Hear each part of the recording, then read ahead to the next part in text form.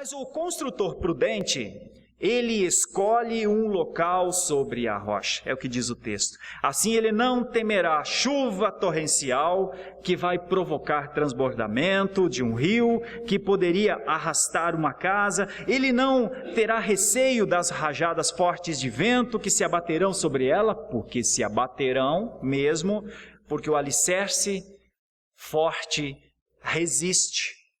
Mas o construtor que não tem essa sensatez, ele ergue a sua casa como se fosse uma tenda. Não lhe ocorre que a casa deve ter uma estrutura mais permanente. Assim é o insensato da vida cristã. Não lhe ocorre.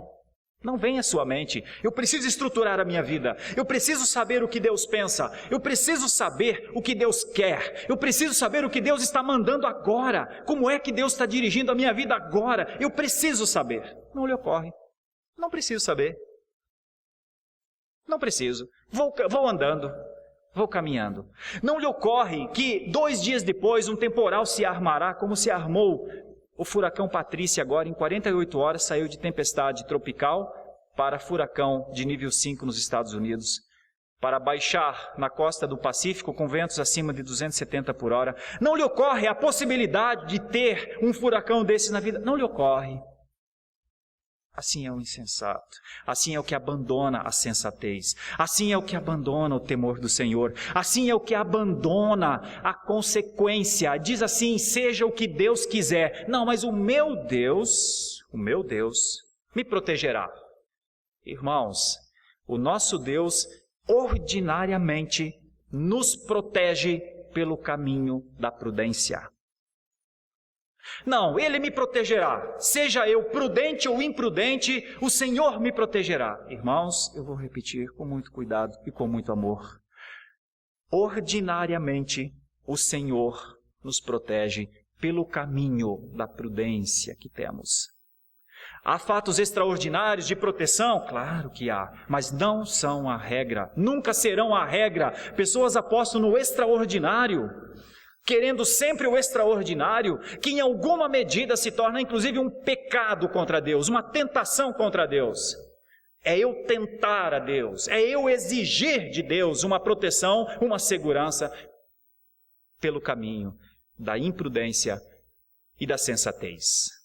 Isso seria a mesma coisa que falar: hoje não sairei do meu apartamento pela porta, pelo elevador, pelas escadas. Hoje saltarei da janela do meu quarto andar. Deus, se tu és Deus, me segura, me protege. Ora, Deus não o protegerá. Deus não o sustentará. Deus não colocará seus anjos lá. Deus não fará, porque Deus não tem compromisso com esse tipo de tentação. Não, mas o meu Deus... Há muitos que têm um Deus que não existe nos seus corações. Há muitos que criaram uma forma da religião que é uma falsa religião. Há muitos que determinaram ordens para Deus que Ele nunca cumprirá. E desdenha. Mas eu falei com autoridade. Eu falei com fé.